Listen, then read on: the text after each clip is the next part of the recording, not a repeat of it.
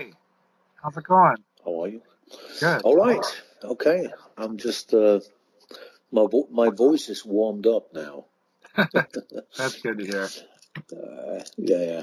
All good, man. All good. Yeah, I don't know what happened. I mean, I don't know. I tried to call you and I couldn't get through. So it seemed like my iPhone told me you were offline. I don't know what happened. Then Dustin called me, and then well, here we are. Anyway, Yeah, I think all this technique. I had the original Skype address before Dustin gave me the new one, and I think that's what caused Okay. the confusion. I think the old one was the right one, actually. I don't know. I don't know what happened. Anyway, doesn't matter. Yeah, Here all we good. are. I've been very excited to Here speak we with you all day. So it's about are. Ah, 10:15 in Denmark. it is. Yeah. Yeah, it is. It is. It's interesting that your last name is Christensen, but your Hmm. real name's Christensen, huh? My real name is Paul. My real name is Paul Christensen. Right. Yeah, because well, that's a stupid story. I mean, I was like, what was I, like 17 when we signed up with this English record company that said you can't use those Danish names, so everybody Right. had to find out of the blue some English names, and I gotta say they're totally random. And Ronnie, I probably took Ronnie. No, I actually do know I took Ronnie because my big hero at the time being was Ronnie James Dio. That's what I assumed. So, Yeah. well, that's the true story. Well, But then again, but Paul is an English name. I could have been called Paul something, whatever, you know. Anyway, an no, old story. and Ronnie Atkins is a great name. It's what I've known you for the last 3 decades. The reason I bring it up Yeah, is but I can't really change that now, can I? I mean, no, it's a God, little no. too late. Every Pretty Maids album's ever had Ronnie Atkins, so it's definitely who you are. No, That's I it. just it was interesting when I saw your real name was Christensen because my family is from Denmark and their last name is Christensen. So Really, oh, absolutely. My grandfather's name was Martin Christensen, and Martin. he's from Copenhagen, Denmark. So I Really. texted my mom earlier this afternoon, was like, wait a minute, do we know a Paul Christensen? Is he related to any of our Christensen? But this is so weird, you know, because now I done like maybe probably 10 interviews today, and you telling me that you are from Denmark. I just spoke to Mitch Lafon, you know, the Canadian guy, and he's family's from Denmark too. He could even speak a couple of Danish words. That's so weird, man. The last two ones I'm doing today is origin is from Denmark. Well, That's I incredible. personally have never been to Denmark, which sucks. But my Yeah, you grandfather should. and his brothers and sisters, who have all passed now, Uh, are all of from course. all Oh, from okay, Copenhagen. okay. So you don't have any relatives in Denmark anymore? Well, their children, I'm Well, you sure. probably That's why I have. texted my mom Yeah, you earlier to probably. find out. Their children for Yeah. sure. But it's spelled Right, right. Christensen, S-E-N. Because my mom always said when I was growing up, it's always Christensen, S-E-N, not S-O-N. Well, that's the same as mine, right? Yeah. Yeah. So I just thought that was Oh, interesting. cool. That's fun. That's fun. That's fun. Absolutely. So, Okay. so Well, my my my fellow Dane. bloodline is definitely traced back to Copenhagen, Denmark, with the same exact last name on my mother's side Yeah, and yeah, our yeah. father. Well, you should go to Copenhagen one day, actually, to be honestly. I mean, if you're going to Europe, you should go to Copenhagen. Oh, It's I a want to go wonderful city. everywhere in Europe, believe me. Wonderful. Yeah, but I mean, Copenhagen, if you're going to Scandinavia, Copenhagen, that's the capital of Scandinavia. I got to say that. I love Scandinavia. I love Sweden. I love Norway. I love Stockholm, Oslo, but Copenhagen really is something special. You should go there. Oh, I Promise me someday, that if you come to Europe. I someday plan to. My mom was born in London, England, so maybe he's from Europe, but I've been Okay. stuck in the United States my whole pathetic life. So anyway, last we Yeah, heard, yeah. you were having a little health problem with your lung cancer. How's that doing? Hmm. I don't know. You never know. I'm like an antelope on the savannah. You know. I mean, I'm doing good now. I'm doing good. That's Right now. I'm good. doing really good. I'm in good spirit. I have a positive mindset, and but I had some currencies, and I'm struggling with some pains and stuff from the surgery and radiotherapy. So I mean, things could be better, but right now I feel really fucking good, really, That's really, good to really, hear. really good.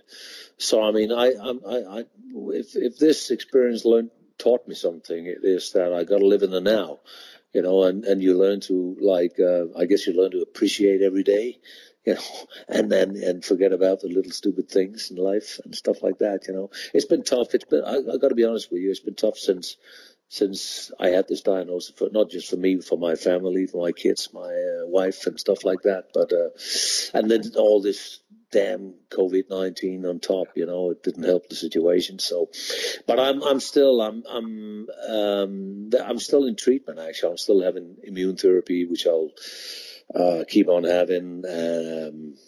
For a year or two or whatever happens. You never know. I'm going to get scanned every third month, and it's a new situation. It's a new reality. It's just the way it is. I think everybody that has had or encountered cancer will recognize that feeling. That it's just so you don't take things for granted anymore, right? You suddenly find out that hey, maybe your days are numbered, but there's an expiring date on everything. But I think the biggest problem for me has been like working with it mentally. It's been mentally hard for me to deal with it. But I'm getting better at it. So I'm good. I'm fine. I have some goals. I still have a lot of things I want to do. So God willing, and it's up to the higher powers. I'm positive. That's good. That's really good to hear. That's a really good outlook. I know I watched your bullseye video earlier today, and I got a kick out of the T-shirt you were wearing. The Simple Man. What was T-shirt, that? the three little. What's it called? I can't remember that. In the bullseye video, you're wearing a T-shirt, and you basically it says you're a simple man, and it's got like three little symbols on it with the mug of beer, the breast in the middle. Okay. Oh, well, that's a Pretty Maids T-shirt. That's a merchandise T-shirt that is we used to sell. Shirt. Oh my God, that's awesome. Yeah, because I mean, there's like a beer and a pair of titties, right? Yeah, absolutely. And the PM logo. Yes, yeah, I remember that. So it's like a navy green kind of thing, right? Yeah. I don't know. Yeah. Well, anyway, yeah. But people didn't get it really, so you're not the only one. But the back is more like a Pretty Maids kind of thing. I think it's awesome. Anyway, it's cool. It's cool. In most of the videos, you are wearing Pretty Made shirts, but they're like black and white or they're simple. I'm so used to the old, really colorful ones from the classic albums and stuff. Your drummer tends to wear the stuff from Future World, but now speaking of Future World, I used to spend all my money. I never went to a concert without buying one of these T-shirts when I was a kid. I always did that, with the colorful ones. With the classic record covers and everything, so that those are cool. Okay, sorry for interrupting. I was gonna say, so speaking of Future World, which I think is awesome album cover artwork, but anyway, speaking of Future World, that's what you guys have just released is the new CD, DVD / Blu-ray for the 30th anniversary of Future World, which I guess you actually recorded in November of 2018, correct? In Japan? Mm-hmm. Yeah, true. That's not a 30th anniversary. That's a misspelling from the record company's side, point of view. It's a 31st anniversary. No, I was kidding. No, the thing is that the story behind it is that we recorded we did some shows in 2017 in December because we used to do these annual Christmas runs in Scandinavia, basically in Denmark and Sweden. And 2017 was the 30th anniversary for Future World. And we just talked about it would be fun to do it to do those concerts because Future World is the best-selling album we ever had and a milestone for this band in our career and commercially the best-selling album we ever had. So we did it and it went down really well. The fans liked it, enjoyed it, and then promoters started requesting us to do it the following year on some of the festivals and Japan asked us as well. So we did. So we set up those two gigs, and actually the album was meant to be recorded on the European tour we did in the spring of 2018. We were supposed to do this record. Then I got sick. Then I was good, hit my head, and I was in a hospital in Switzerland. So we had to cancel a couple of gigs, the last 3 gigs, where we were supposed to record that album.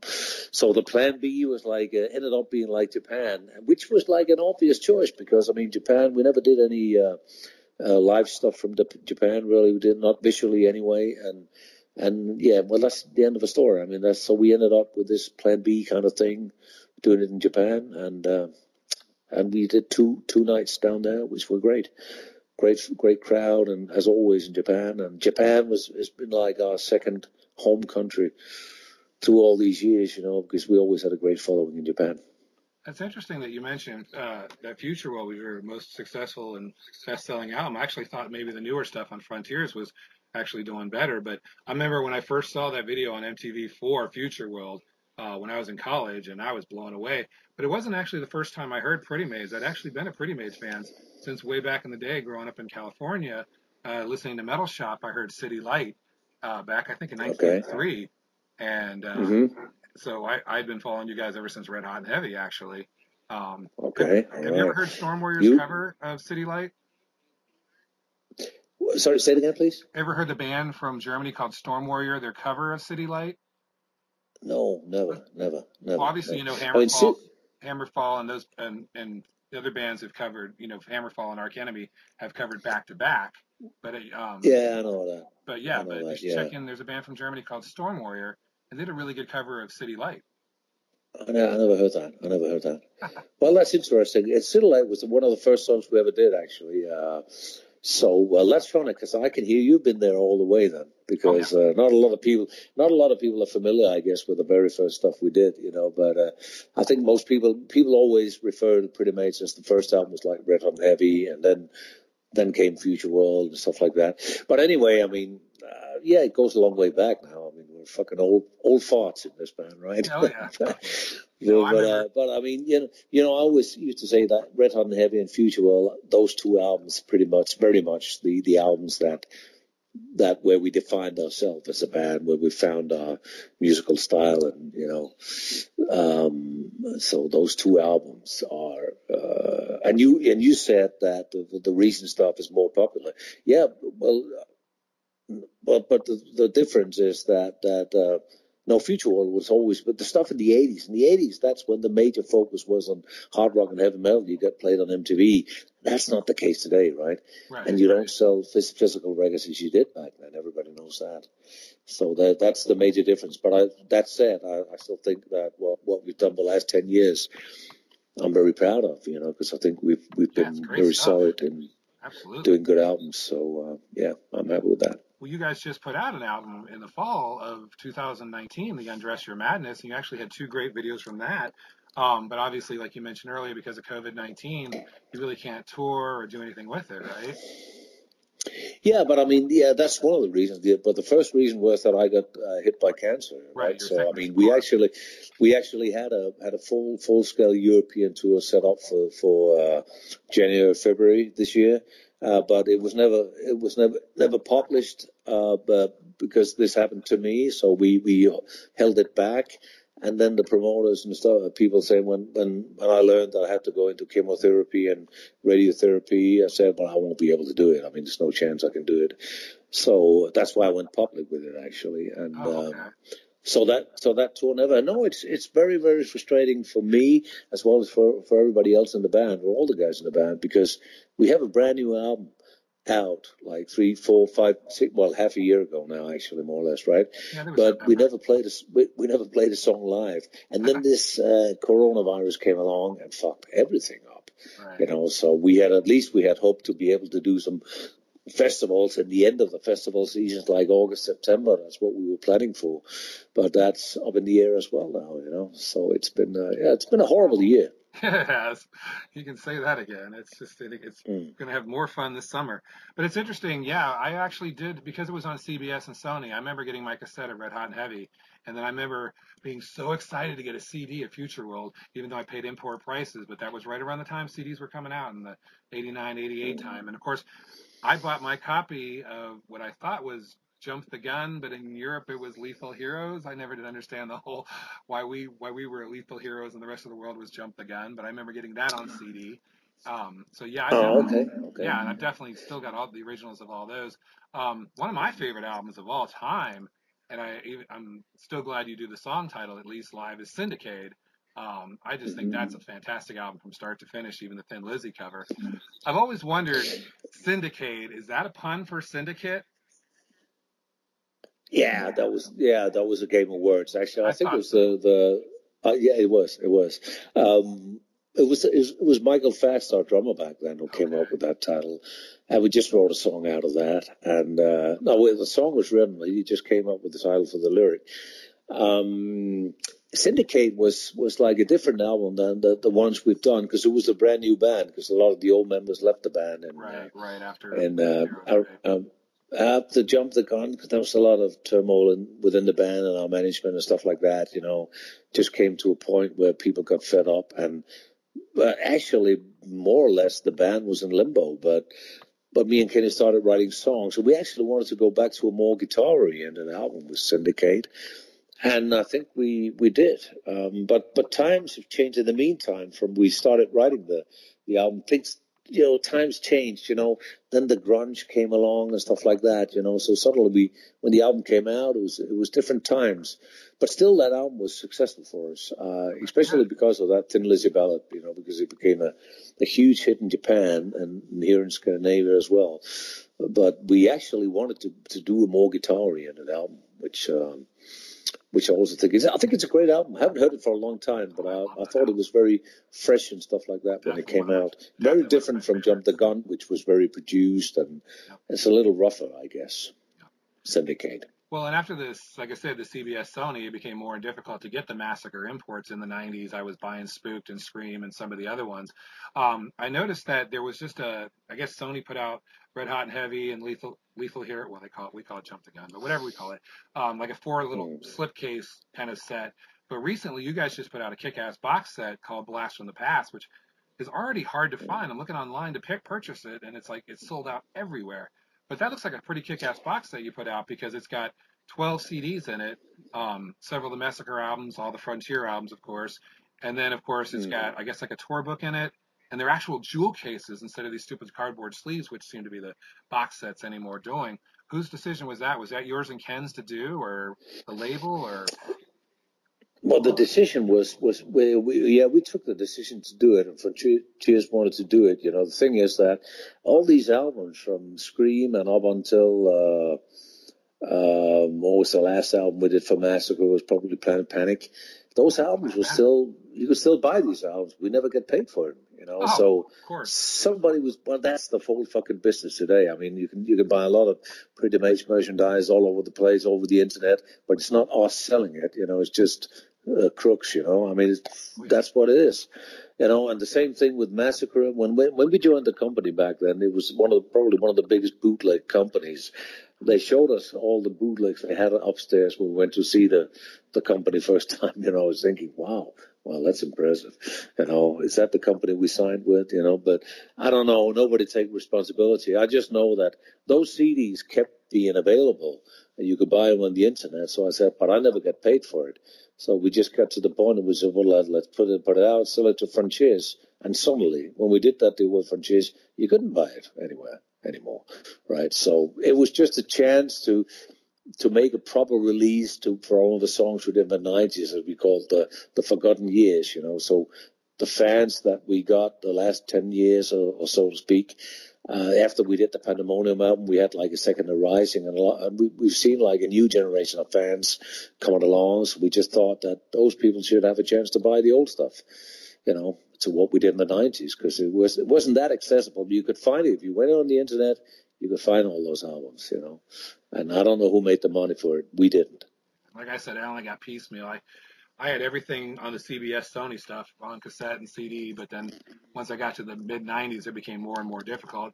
But that box set, exactly. I went to online at Amazon and eBay and other sites today, and it's like they always say it's sold out. Is it going to be reissued, or? But I think they're taking in requests, because I think the record companies say it's pretty expensive to produce, Okay. But I mean, they want to have a certain amount of orders before they produce another 2,000 or 3,000. Okay, that makes sense. See if there was a demand for it. That's what they tell me. But I think it should be out. That's why we did it. Yeah, because it looks awesome. It would be able to help me get I used to, not anymore, but I used to be a completist with so many of my favorite bands, and for a while I was keeping pretty good track of Pretty Maids albums until the Massacre stuff became more and more difficult to get. And then once the Frontier stuff kicked back in, those I was getting right and left. But I definitely have gaps with some of the other albums in that box. I thought it was cool that you guys use jewel cases when everybody's doing slip cases. Now, are there lyrics actually included in those jewel case like the original, or? I'm not even sure I've seen that one, actually. Oh, okay. I'm not sure I have. Actually, I got the box set when it came out. I don't know if it was a jewel case, but well, it probably was. I don't think the lyrics is in it. Not the one I have. There's no lyrics in it. But there's a giant tour book. Are all the lyrics in that giant tour book then, maybe? Is there a giant tour book with all the lyrics, you say? Well, there's a giant tour book with photos. There's the one I saw on Amazon. It's opened up, spined out with a picture of you. Yeah, there is. Okay. I better check it out, man. I never check out or listen to my old stuff or whatever, Right. But there is lyrics in it. It's true. There is. Well, if they decide to put that out again, or if it's available through Frontiers, that's definitely something that looks really, especially for those who really want to get those 90s albums that are actually really good quality of stuff. You had some great stuff. You did some great covers, whether it was Deep Purple, Perfect Strangers, or some of the other stuff. You guys did some great covers, but it's just that stuff became really difficult to find. If you weren't making any money and Massacre ripped you off, which incidentally, that band Stormwarrior is on Massacre Records, but being ripped off by all these different labels and stuff, it's good that Frontiers is giving you guys the respect and willing to, do that for you. Now, on that live album you just put out, after you do Future World, you guys choose to do a bunch of newer songs, which is great because they're all such good songs. I kind of miss, like, I Envy You and some of the other newer songs you do that are great. But were those just songs you guys were doing in your set and you decided to throw in, or did you kind of throw some special ones in for that particular thing as well? But I think what we try to do, is like, to include some of the songs that we hadn't released live before. Okay. As you're talking about the extra songs, not the Future World, right? Yeah, we put in like Mother of All Lies, Kingmaker, Bullseye, and then some classic like Little Drops of Heaven, which is like a new classic for the band. It's amazing, yeah. It's got a fab, reaction when we play it live. Even it has since we did the Pandemonium album, actually. So it's almost like playing one of the old, well, it is like playing some of the old classics like Future World and stuff like that, So that had to be there. And Syndicate, I don't think we ever released live before. Not on DVD or video, anyway. And Syndicate was a huge album in Japan, so it was kind of obvious to do it over there. That makes sense, yeah. For those two concerts, But we actually did the Future World album every night on those two gigs we did, and we did two completely different sets with the extra material. I think we played like a totally different set the other night. The second night. This was the first night, as far as I know. We played songs one or two songs we never played live before. Actually, It Ain't Easy from Syndicate I remember we played that over there. But we never recorded it. Oh, okay. We only recorded one night, actually. Well, obviously, as a fan, I miss songs like Rock the House and obviously Back to Back and a classic, the extended version of Red Hot and Heavy you guys always do as an encore. But like you said, you wanted to do songs you hadn't done live in the past, and those have been recorded live several times, so I can see that. But are those songs, like Back to Back is on all the live albums we've done in the past, exactly. It's always there, and it's always in the set, it's always in the set. Because it's considered a classic by Pretty Maids fans as well, So we normally do that one. Absolutely. Did you guys find that Hammerfall helped bring that song back to popularity like 15 years ago when they covered it? But a lot of people think it's a Hammerfall song, So when we play it, and wow, those guys are ripping off Hammerfall. They're thinking like, oh, fuck you. No, it's unreal. Yeah, I remember when they did it, because I didn't know it, but a journalist here here in Denmark told me, hey, have you heard that version? I said, oh, that's cool. But that was back when you sold records. We actually made quite a buck from that one. That was cool. Yeah, 1998. But the Hammerfall guys are good friends of the band, so that's good. We played with them a couple of times before on the same festivals. We actually did a gig with them in Copenhagen not so many years ago and stuff like that. So that's pretty cool. I do. Well, I'm humble. I'm flattered when people do our songs, because that means that that it has some kind of impact on those bands who does it, you know. Well, absolutely. So that's I remember talking to super Oscar cool. about that a number of years ago. It was in 1998 when The Legacy of Kings came out, their masterpiece, and it was one of the B-sides for one of the songs released off that album. I remember talking to Oscar about being fans of Picture and when they covered Eternal Dark, or being fans of Pretty Maids when they covered Back to Back.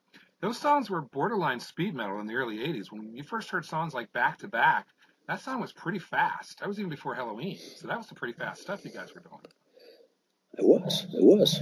Yeah, Oh, yeah. that we invented power metal, but that's, I mean, it's not a lot of people do know about it. Yeah, but it is. I mean, compared to what became power metal, it's a fast track. Yeah, we loved that back then. You know, we grew up with bands like, you know, when I grew up, when I got into hard rock and heavy metal, it was like Thin Lizzy, a Kiss, all the old bands like Sabbath, Zeppelin, Purple, you know. But and then came I got into the new wave of British heavy metal, and when I grew up, I thought that Motorhead, like Ace of Spades and Overkill and those songs, that was the heaviest shit, you know. Oh yeah. And then Accept Breaker, that album, you know, it's like a starlight, you know. That was probably the heaviest track I ever heard back then. And then came Metallica and the whole trash thing, and I was like, wow, holy shit. Now it's fast. Now we better back off. You know? So, no, but we grew up with all kinds of different music. We grew up with, influenced by all the European scene, but also by bands like Journey, Foreigner, you know, the American AOR kind of scene. You know, we're just fans of the good song, fans of the good melody, whether it's heavy or it's not heavy or whatever it is. You know, that's I mean, I grew up with the Beatles, the Bee Gees, ABBA, that kind of stuff. You know, because my siblings are like 10, 13 years older than me. So I'm like, I had it like mother's milk. You know, I grew up with a lot of 60s and early 70s music. I'm just a big fan of good music. And so the hard rock thing hit me quite a while later in my life, you know. I really think in the 70s, it was bands like, I don't know, one of the first hard rock bands I was really into was that, I don't you can consider, you can get Backman Turn Overdrive, remember the band? Oh yeah, BTO from Canada, of course. Yeah, fucking hell, man. I mean, I was so much into those. They did two albums like Not Fragile and Four Wheel Drive. Those were the most played albums in 74, 75 on my cassette recorder, you know. Yep. And that was probably one of the bands that really kicked me into doing. Then later I discovered All Purple, Sabbath and Zeppelin. Actually, I learned later when I remember a song like Paranoid or Immigrant Song. I remember when I got later, I just never knew who played them. Because I must have been 6 or 7 years old when those songs were on the radio. But I remembered them, you know. It's so funny. When I discovered Black Sabbath and Led Zeppelin, I said, oh, that was the band. I remember that song from when I was 6 years old, like 70 or something like that. Weird. Well, and there was definitely that early Scandinavian metal stuff with bands like Oz and Heavy Load and everything. And like you mentioned, even Accept, definitely Breaker, but when they came out with Restless and Wild and the first speed metal song ever, Fast as a Shark, you still predated it with City Light and stuff like that. But I think there was something I'm sorry? Yeah, Fast as a Shark was really, really heavy shit when that came out. Absolutely. It's really, really heavy shit. That's probably some of the heaviest stuff I ever heard. But, you know, that's cool. And I think it's great that you guys have evolved following Pretty Maids as long as I have. That's what's great about the newer albums you put out on Frontiers. It's like, it's not even really heavy metal anymore, but it's hard rock. But it's such good hard rock that you find yourself, you know, like you say, you can tell the AOR references of Foreigner and Journey and Asia and some of the other bands that just had the perfect crossover in the 80s that you were Kansas, that you were totally into, and Styx, that you can hear that vibe where it's good hard rock and it's fun to listen to, and definitely Back with Turn Overdrive. Even from Canada, some of the best stuff like the Guess Who and some of the stuff they were putting out. Incidentally, I just today finally got to hear Nordic Union. That's great stuff too. How did that come about? That's in the lighter end of the scale, right? But well, Nordic Union was I did that when I was 2014. I had a request to. First of all, I've been asked to do something on my own for some times, but I never had to decide to do that because I always felt Pretty Maids was good enough. Well, it you know, that was enough for me to do. When I did the first Nordic Unit album, I said, yeah, well, when I was requested to do it, it wasn't called Nordic Unit, but when I was requested to do a project, I just told Serafino at Frontiers Records that, yeah, but if the songs are good, I don't want to be part of the songwriting team, but I won't mind singing the songs because I don't want to mix things up with what I do with Pretty Maids.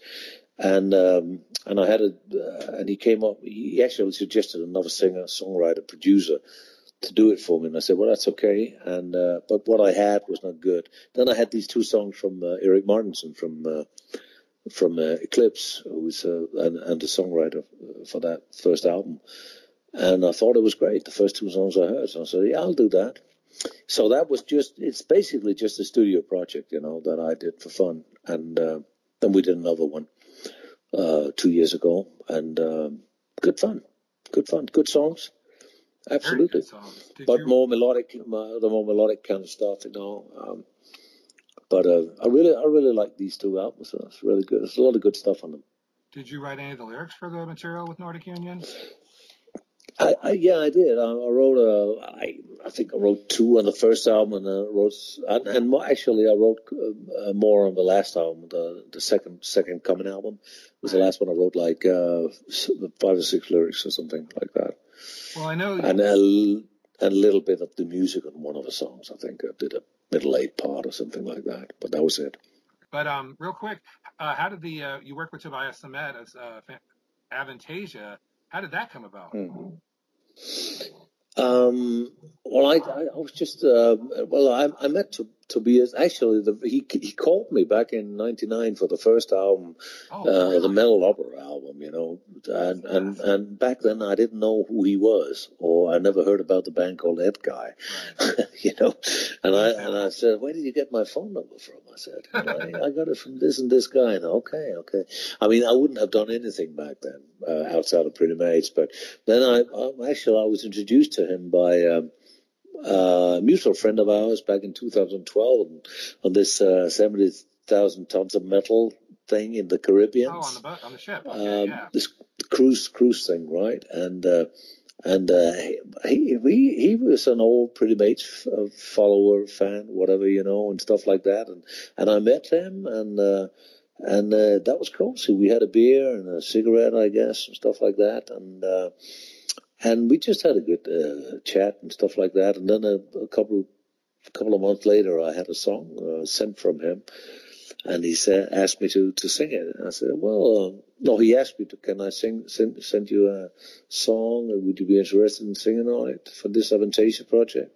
Well, let me have a listen, and he sent it to me, and I thought it was a great song. It was the Invoke the Machine from the, what's it called, Mystery of Time album. Yeah, and right.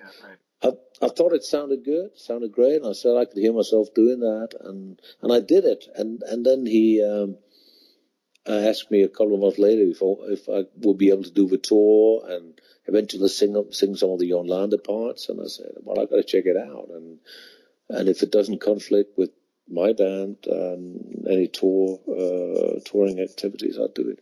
And I did. I did some of it. I couldn't do with South America, but I did the European and the Japanese part of it. And then the rest is history. Then we've just been solidly good friends, and as well as I've been good friends with the rest of the Avantasia and Tourage. So that was a great thing for me to do, because it was great for me to do it because I wasn't the front man, so to speak. I could just go in there, do a couple of songs, mostly duets with other musicians, singers, whatever, and just go back outside, back out, and have a sip of wine, and go back in and stuff like that. It's right down my street. Well, it's been cool. So, metal but it's been a great experience. I mean, and it's pretty big over here in Europe. It's like in Germany, we're playing like 4,000 or 5,000 people a night, stuff like that. So it's been great doing it. Absolutely. Well, it's a shame you weren't on Metal Opera 1 and 2, because those are the two best by far. And I guess you're pretty impressed with the lineup of talent he has on some of those. You know, he's had quite a few musicians and vocalists do those Avantasia albums. So, you know. But yeah, but you know, he's a little genius. He's really good at writing Oh yeah, songs yeah, that yeah. because he writes with the different voices in mind, you know. Oh And yeah. I think he's written. I'm doing this. There's a song called "Let the Storm Descend Upon You," which is on the Ghostlight album, right? Where I'm on it, and Jon Lande, Yeah, the your great land's singer, on it, is right? on it, and well, who else is on it? Tobias, I guess, and one more I can't remember. But anyway, that's a fucking masterpiece of a song. You know, it's one of these songs that I love doing it every time we play, and it's also a Fantasia classic now. You know, but just great songwriting, man. He's a great songwriter, and it's pompous, it's huge, it's big and dramatic and everything. But he's great at, and the songs he's written, for instance, for like Jeff Tate, is just right down Jeff Tate Street. You know, so that's incredible. He can do it. But on top of that, he's a super nice guy, you know. Yeah, he is. So I've met him and he's talked an to him and easy guy to work with for me, and it's easy to work with people you love, like whatsoever. So I'm not just doing it for the money. I really enjoy doing the Avantasia thing. It's absolutely cool, and it's super nice people and a great organization behind it. So absolutely cool. Well, interestingly enough, one of his always go-to people is Michael Kiss from Halloween. I have to ask you, when you guys wrote Future World, had you heard Halloween's Future World? Because you guys were so close. No. Okay. They actually took the title from us, right? I Probably. spoke to Michael about that at some point. No, Keys What? one was 87, so who knows what came first? I mean, they're totally dynamically different songs, especially with the keyboards and the lyrics. I don't know, because I mean the albums, the songs came. What must have been written? I think it was a coincidence, actually. Oh, I know it is. But I'm sure you ever talk about it with, like, yeah. you know, talk to Kai Hansen or Mike Hiskey and say, well, wait a minute, whose Future World was first? I mean, you guys named a whole album after it. They named Keeper of the Keys 1, and their album, the music is completely different, but still. I can't remember. I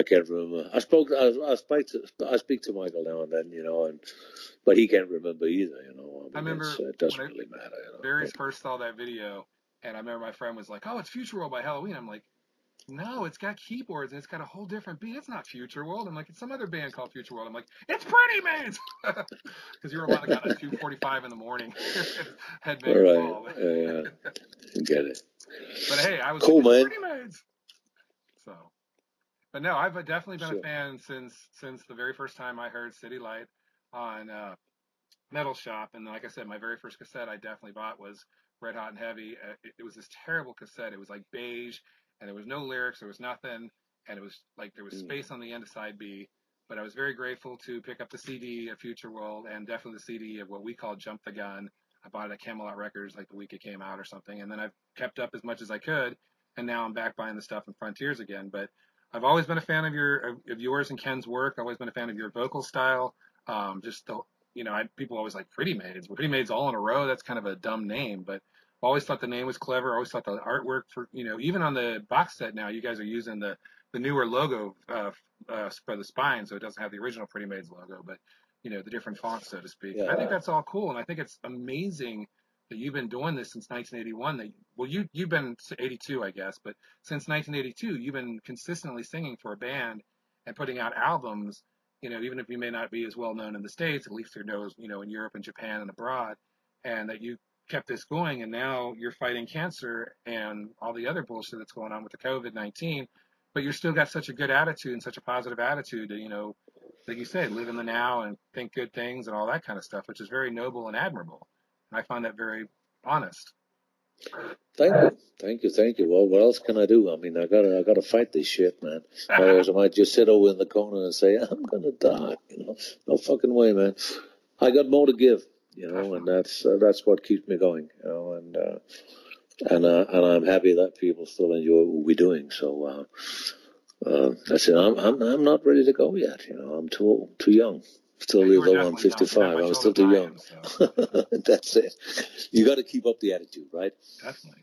And but Michael, I got to go now because I was getting another one coming in 3 minutes. So and that's the last one tonight. My ears are red. If you saw them, I've been speaking for 4 hours now, or 3.5. But anyway, no, 4 actually. So, but it was nice speaking to you, Michael, and I hope you had everything you wanted and asked all the questions you needed and everything. And okay, super cool, man. Hope to see you someday over there. Yeah, hopefully someday we'll find. I've never seen Pretty Maids live, so that would definitely be on my bucket list. That's on your bucket list, man. Make it happen, right? Definitely. And if you come to Europe, you should go and you should see us in Copenhagen. Oh yeah, I need to get to my ancestors, my roots, right? Definitely. Cool, man. Okay, Michael, take care, man, and everything cool, and hope everything's good, and you got what you wanted. Yeah, definitely. All right. Great conversation. Cool, Take man. care. Okay. Cheers. Thank you very much, man. Thank you. Take care, man. Thank you. Bye-bye. Cheers.